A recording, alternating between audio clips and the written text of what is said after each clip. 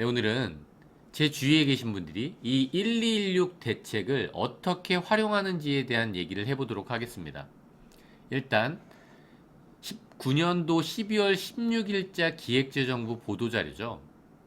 여기에 관련된 영상을 제가 만들어서 올렸었는데 12월 17일 그때부터 적용되는 규정을 위주로 말씀을 드렸거든요.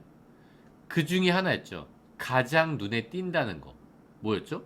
거래 활성화 대책의 일환으로 발표됐다고 보이는 조정 대상 지역 내 다주택자 양도소득세 중과를 한시적으로 배제하겠다는 내용이었거든요.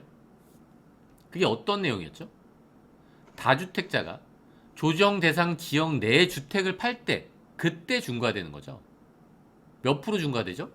10%나 20%가 추가로 과세돼요. 장기보유 특별 공제도 적용되지 않죠. 상당한 불이익이죠.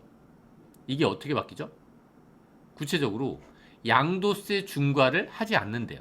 그리고 장기보유 특별 공제를 적용받을 수 있다는 거죠. 한시적이잖아요. 12월 17일부터 20년 6월 말까지 어떤 군들이 대상자가 되죠? 다주택자분들. 그리고 그 주택이 조정 대상 지역 내에 있는 그런 주택이겠죠. 근데 10년 이상 보유한 주택이에요. 과연 다주택자면서 10년 이상 보유한 주택을 쉽게 내놓을까 싶긴 하지만 어쨌든 그런 분들한테 주는 혜택이었죠. 실제로 제 주위에 계신 분들이 이 12월 16일 대책 발표 이후에 계약을 기존에 했던 것도 아닌데 30억짜리 아파트를 매매 완료하셨죠. 그에 대한 얘기를 할게요. 만약에 그분이 이 대책 전에 이 주택, 이 30억짜리 주택, 제가 계산의 편의를 위해서 25억으로 설정해놨는데 이 25억짜리 강남의 아파트를 팔 때 그분은 얼마의 양도세를 냈을까요? 제가 계산을 해봤어요. 취득가액은 5억으로 가정한 다음에 그러면 양도소득 금액이 20억이 돼요. 왜냐하면 장기보유 특별공제가 기존엔 적용되지 않았었거든요. 물론 이분은 다주택자죠. 그럼 양도세가 얼마 나오죠? 12억 원. 25억짜리를 팔았는데 12억 원이 나오죠. 전 지금 지방소득세는 고려하지 않았어요. 13억 2천까지 나올 수 있겠죠? 당연히 나오겠죠, 그렇게. 이 12, 16 대책 이후에는 그분의 양도세가 어떻게 달라졌을까요? 이렇게 달랐어요. 똑같이 25억에 팔더라도 양도소득 금액이 20억에서 14억으로 줄어요. 장기보유 특별공제가 적용되기 때문에.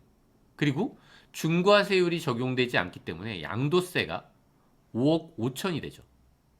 그러면 양도소득세가 7억 가까이 줄어드는 거예요. 선택할 만하겠죠. 그 대책 전후로 해서요. 아무리 핫한 강남의 아파트라고 하더라도 이 대책 발표일부터 15일도 채 되지 않은 12월 30일 날 거래가 완료됐는데 누구한테 양도했을까요? 그분은 자녀분한테 양도했어요. 결국 12월 16일 날 거래 활성화를 위해서 발표됐던 이 양도세 중과 배제 혜택은요. 특수관계자 간 거래 활성화에는 아주 도움을 줄 것 같아요.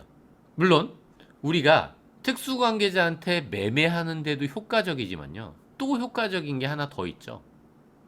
주택의 취득자금이 부족한 경우 어떻게 주택을 이전할 수 있죠? 증여할 수 있잖아요. 그리고 또 뭐 있죠? 부담부 증여를 할 수 있죠. 증여를 하면 얼마의 세금을 내야 될까요? 25억짜리 아파트를 증여하면 8억 2천의 세금을 납부해야 돼요. 상당히 큰 금액이죠. 그러면 증여하기 쉽지 않잖아요. 25억짜리를 주면서 8억의 증여세를 납부하는 것. 이 증여세를 납부할 돈도 없을 테니까 부담부 증여를 하면 어떨까요?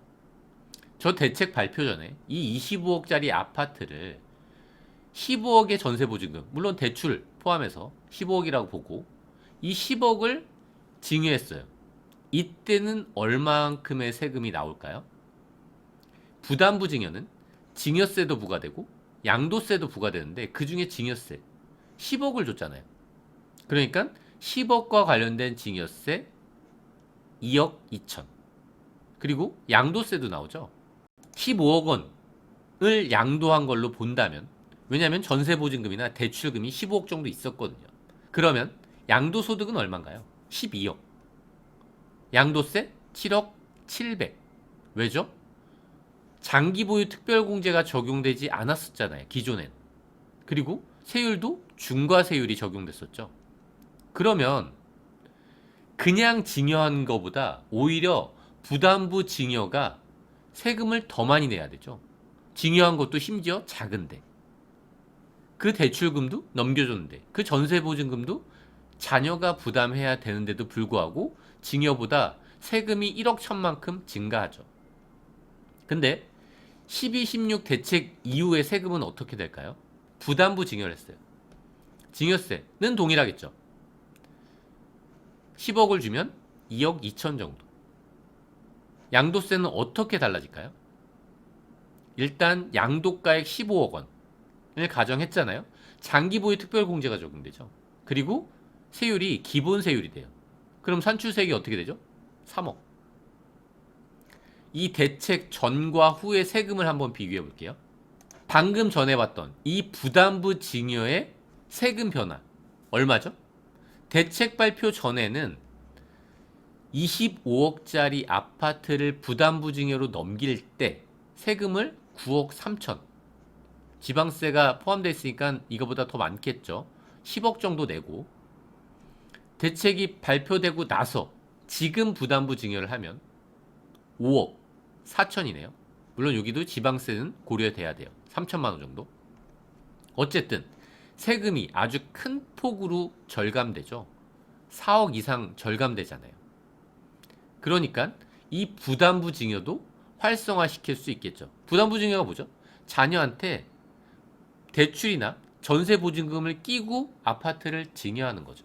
근데 제가 아까 말씀드렸던 그 사례의 그 사장님은 왜 양도를 하셨을까요? 약간 더 양도가 세금이 많잖아요. 거래대금을 만들어야 되는 부담도 있는데, 그분은 이 금액이 높았어요. 이 증여세는요, 한 번도 증여받지 않은 걸 가정한 거죠.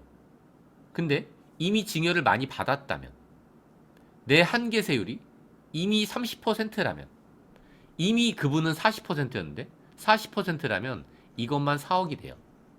그러면 9억 4천이 되는 거죠. 그러면 별 차이가 없잖아요. 그래서 양도를 하신 거죠. 네, 오늘 여기까지 하도록 하겠습니다. 끝까지 들어주셔서 감사합니다.